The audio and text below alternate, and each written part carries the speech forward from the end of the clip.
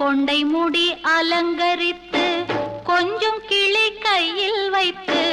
அஞ்சுக மொழி உமையாள் வீற்றிருந்தாள் அந்த அழகிய மாநகர் மதுரையிலே மதுரையிலே மதுரையிலே மதுரையிலே